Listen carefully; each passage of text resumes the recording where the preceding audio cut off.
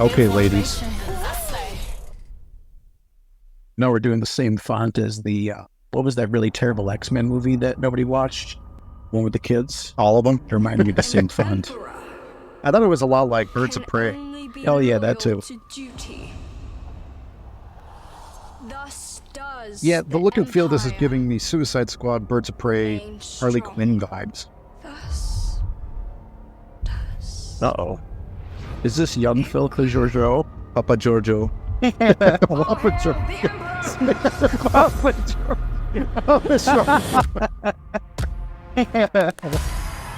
Hey, I'm going into warp space here. You're a tyrant who murdered her own people. I'm moving here. The past always catches up with you. Yeah, what was she in? She was in Crouching Tiger, Hidden Dragon. Section 31. Yes, and more recently, Everything Everywhere All at Once. The one that she won the Oscar for. 31 is Yeah. a Black Ops division. Spy work. Starfleet is here to make sure So no she one just commits became a murder. crime lord on some planet. Yeah.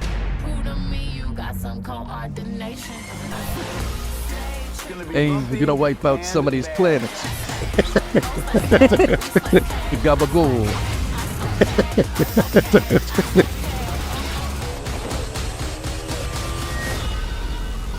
If they're attempting to piggyback off of that Harley Quinn anti-hero fanfare, they might be a few years too late. But what are your thoughts? Guys, I made this new cheeseburger, and I rolled out some dough, and I put some tomato sauce on it, and then I sprinkled some mozzarella cheese. And instead of beef, I used some cured pork, and I threw that on there. And I baked it at a real high temperature, and it gets this nice bubbly crust, nice and crispy. You cut it into triangles. It's perfect. Now, I could be wrong, but there was nothing in that trailer that screamed Star Trek to me. I know I've talked about this. Change is not innately good. You can't just use that as the only thing that's going to sell your product. It has to be a good change. The fundamentals still have to be there. Whatever makes Star Trek still has to be there. Yeah, I agree. Star Trek hasn't traditionally been portrayed in the same way that this show is being portrayed, nor is that the tone that has been set. And so just because it's different doesn't automatically make it good. Yeah, it might taste great. Guess what? Not a cheeseburger. You know what? If you don't like that cheeseburger, it's because you're an incel and you're mad. You're an incel with cheeseburgers. It's the only situation. If you don't like that cheeseburger, you are an incel and you just want to make everyone else as miserable as you are. Also, I just need to say this. If Michelle Yeoh, if you are listening, which I know you probably will be, huge fan, no disrespect. Nothing about it makes it Star Trek. You could literally swap out. That's Star Trek in the title. Yeah, I'm saying you could swap that title out, and if you watched that, it could be anything. It does not have to be Star Trek at all. The way I see this, and I sent you the reel, and when you cut this all together, you should include the reel because it is exactly what this is. The clip from that show with Gordon Ramsay, where he's making pad thai, and he serves it up to the Thai chef, and the Thai chef tastes it. What do you want me to say? And he looks at him, and he gives him the worst look ever. That is not pad thai. You can't always convey that in a trailer. You have limited time. It's 2 minutes. But to me, it looked like somebody was like, somebody reached out and they said, hey, let's make Star Trek look hip and cool and use the color palette of Borderlands. And we're going to have Michelle Yeoh in there because she's hot right now. It just, to me, it looks like, let's make some money using X IP, throw a dart at the board, Star Trek. In a vacuum, might be good. As a Star Trek show, I don't see the Star Trek in it. I don't see how it could potentially be Star Trek. Everything I've known up until Section 31 display in the Discovery era has contradicted the only other time we've seen Section 31, which was in Deep Space Nine. Right. And I think I just have a bias because Deep Space Nine is one of my favorite shows of all time. I take that as law. And the way it was portrayed in there, and I think that that's a more intelligent concept rather than this like spy thriller. Do that with something else, Well, right? yeah, because like I think that this idea of what the Federation looks like at the time that Discovery, like, or at least during that show, the Federation in Starfleet as well just don't seem to be held with the same kind of reverence that it was during like the era of like Next Generation. And maybe that was just something that it was. Maybe it was just like, if you try to think of an in-universe thing, like maybe it was just forgotten and something that just wasn't as prevalent like in Federation or Starfleet anymore. And it was just kind of... I don't like that, though. I think it ruins it. Like, I think that ruins the idea of the fact that I liked this clandestine operating the show. I mean, it opens up a lot of holes for me, the fact that Section 31 exists at all. Because if they're so far ahead of everybody else, and granted, there are other intelligence agencies, like Obsidian Order, sure.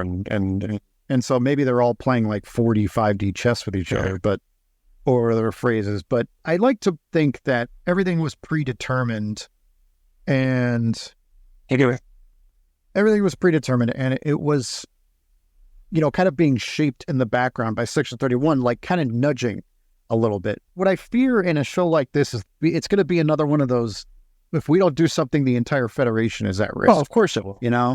And it's going to be her like personally fixing things. And I never got the impression I got the impression that the virus that they unleashed on the Founders was like one of the first times that they took like an active, aggressive stance. Yeah. Right? It was kind of like out of the norm for them to influence something so directly. It was like the first time I'm trying to think the last time in the Federation history that like literally humanity was threatened to the point where it was going to get destroyed if they didn't do that. Like the Dominion would have taken over if they didn't do that. Like the Dominion would have taken over the Alpha Quadrant. I think in that one episode, it actually would have made for a really freaking great series of like, oh, that'd be great. Like, what if the Dominion won? Oh, you mean like a Marvel what if? Yeah. Well, Bashir told you it'd be an uprising on Earth in about 200 years. And yeah, I know that your the idea is that like they really should just be like, why call this Star Trek? Why not just call this something else and just do this space adventure? And, the obvious retort to that is, well, it makes them more money because it has a brand recognition of Star Trek. That's why they're doing it. So it's not like they're not going to stop doing it because they have these stories and they want to make as much money as possible. And they can pull in at least some people from that demographic or that thing in order to get at least some more money. And then if other people like it, that's great. If the Star Trek fans like it or not, well, okay, that's fine, whatever. And I guess for whatever reason, their marketing doesn't really believe that all of the fans that have been fans of Star Trek since the 80s and 90s and so forth, they're just not a big enough demographic for them to really care about. And in reality, they're probably not wrong. At least in the mindset of how Hollywood is now. Like, they want to make the most amount of money, so they have to appeal to as many audiences as possible. And that niche to them just isn't enough people. Well, yeah, mass appeal is the goal, but I can't imagine anyone is watching this after these shows. Like, no one's picking up Discovery for the first time and be like, I wasn't a Star Trek fan until I watched Star Trek Discovery. And I'd be like, I wasn't on board with Star Trek until...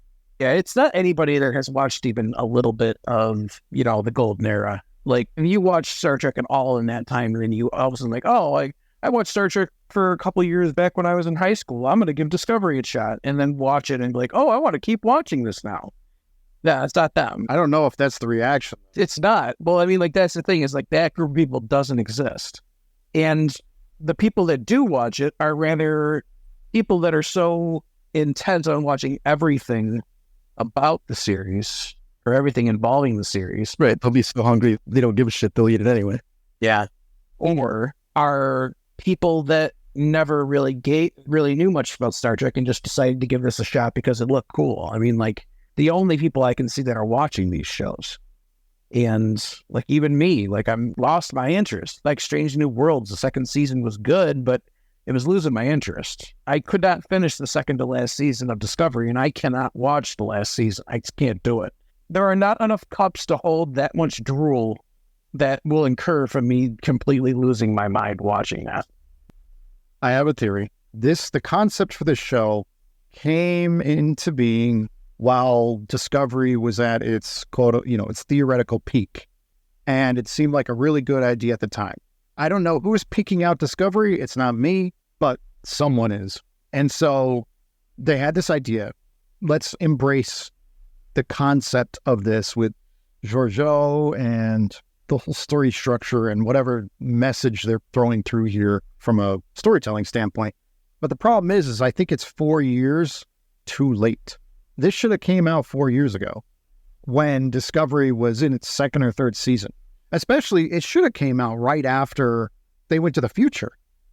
It's an example of reactive forming of their universe instead of proactive creation, right? Like they're reacting to fans and saying, oh, well, they really like this Section 31 stuff from this season of Discovery, so we should make a new show on it. Instead of actually thinking this out, planning it out, thinking about like where you want to bring this franchise, what kind of things do you want to offshoot? Like, it's not hard. Well, it took them 4 years to develop this, and now that time has passed. Like, nobody cares. I don't think it's going to make any money. I think when it does come out, people are just going to view it as like the ending of the last Discovery era of Star Trek, and nothing actually. It's going to be added content for people who did care about that, but it's not going to be like a bridge to like the next thing. I mean, Star Trek itself is never going to die. They'll continue to reboot it and redo it forever because of brand recognition. And it can't. It's the same reason Star Wars won't die. It's the same reason why Marvel now can never die. It's a brand that is recognized, even to some degree. And studios are much more willing to start with that. At least there will be some people that will recognize the brand and go see it just because of the brand, instead of financing a new project or a new thing. Look at Rebel Moon. I mean, Rebel Moon is a brand new thing that came out. And oh, don't even get me started on that. I hope they're not using that as their metric, their bar. They took a chance and it fucked up because Zack Snyder can't fucking write a good story anymore. He never has been able to, I don't think.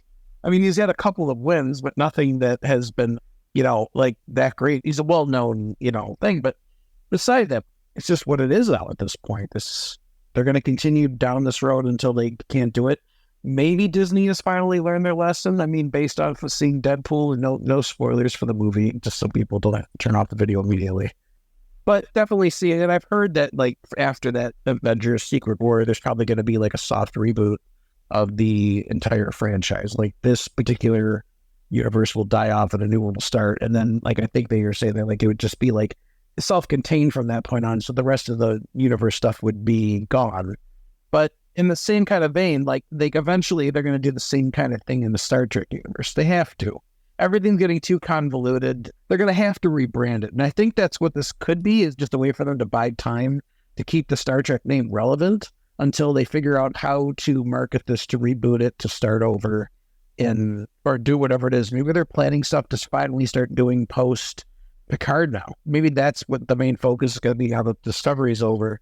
And this is kind of just I like... saw some of the news stuff and there's very little. I mean, now there's like that Viacom buyout, all the uncertainty around what would have been, quote unquote, Star Trek legacy or something. I just think in a vacuum, this show could be fine. It could be. Slapping a Star Trek sticker on top of it, it'd be like, oh, look, you like Star Trek, right? And I just don't, again, you're 4 years too late from Discovery hype for people who like Discovery. And maybe they thought like, okay, well, Discovery's ending and then we can roll right into this. And you can wonder what Giorgio's been up to for the last 4 years. And it's like, I wasn't though. No. Because I never liked that character. But anyways, it works. Section 31.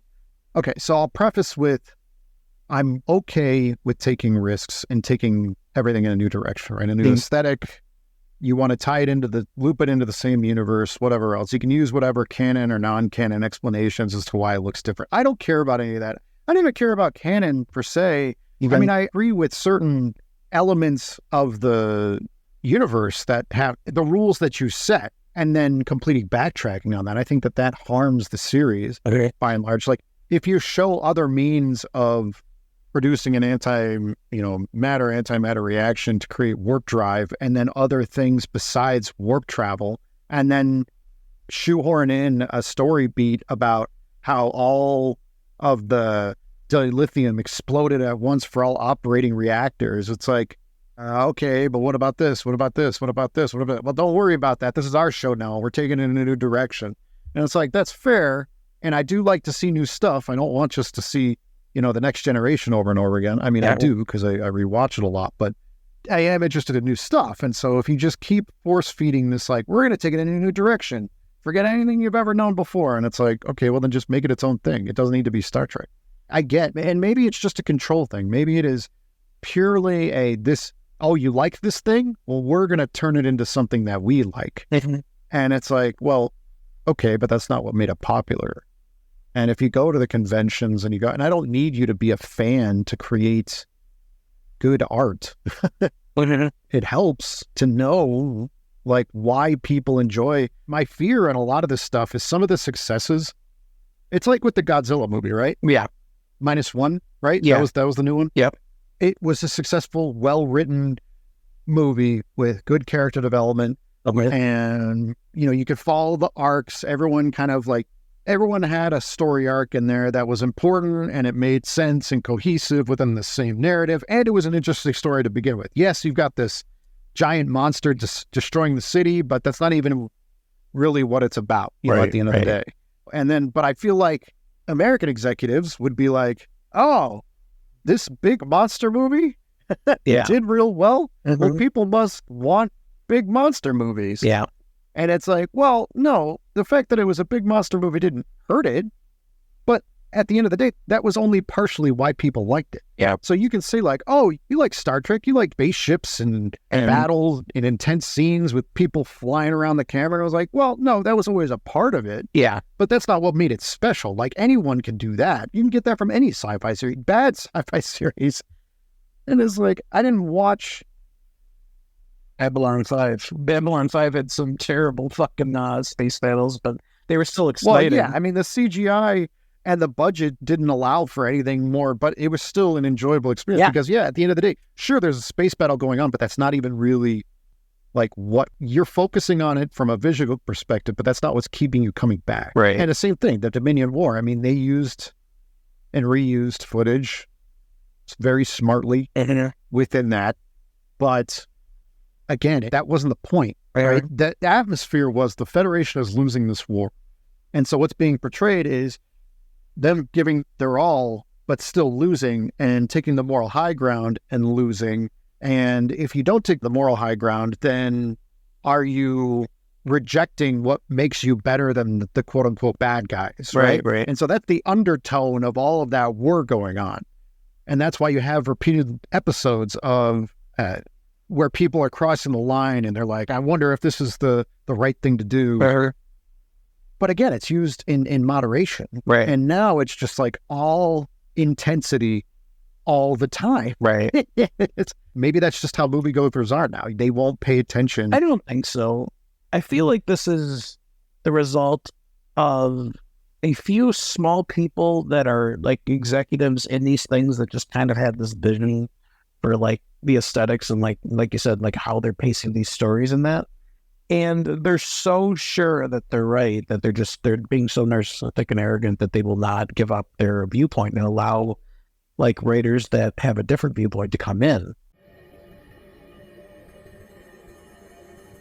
It feels way too high tech to me. You don't want to feel like necessarily anymore like the, Next Generation, like the indoor carpeting type, 90s aesthetic.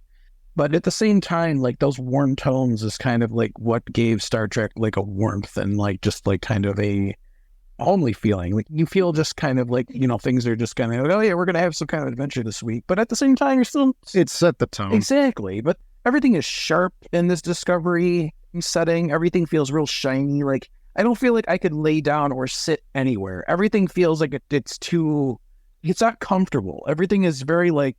There are no chairs in the Federation. Like, you sit on spikes. Exactly. Like, doesn't feel comfortable. Like, their uniforms look horrible. Why would I want all these bumps and metal shit digging into me all fucking day?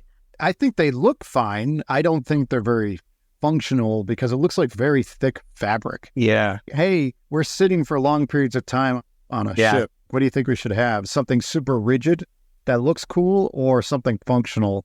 And I mean, again, I think back to submarine. I was going to say, in universe, that it's some kind of like high-tech fabric that like is extremely breathable and super flexible at the same time of being functional. But it doesn't make the person that from our point of view and our real timeline looking at this and seeing that doesn't look like anything I'd be wanting to wear for however many hours. Have they ever really said that how long the shifts are in the Star Trek universe? Yeah, there was that time Jellicoe. Oh, that's or at right. He least, did the 4-shift rotation instead of the 3 shifts. So 3 shift would mean 8 hours, right? Because it'd be a standard day.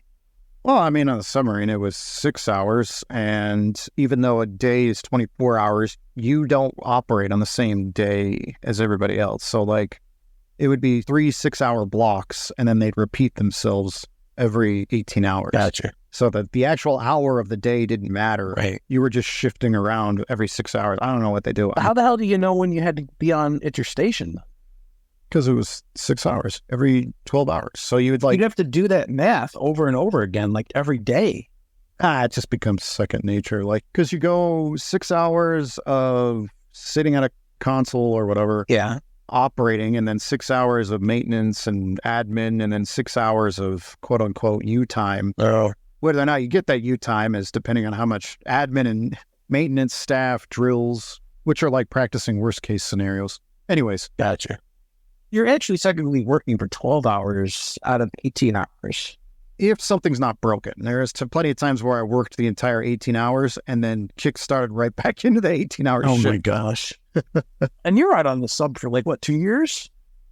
6 years. Well, yeah. But I mean, like actual 6 years. time that you spent on the sub, though. 6 years? Oh, yeah. I mean, it was a couple 60 to 90-day deployments. Do you like this really long dialogue that you're just going to have to cut out of the entire video because it's completely off topic? But maybe the people are interested in it. Yeah. They're No, interested in the Candy Boys' private lives. Yeah, but the candy The board lore. of it. That's right. We got to get rubber masks of our anime things for next time we go to the convention.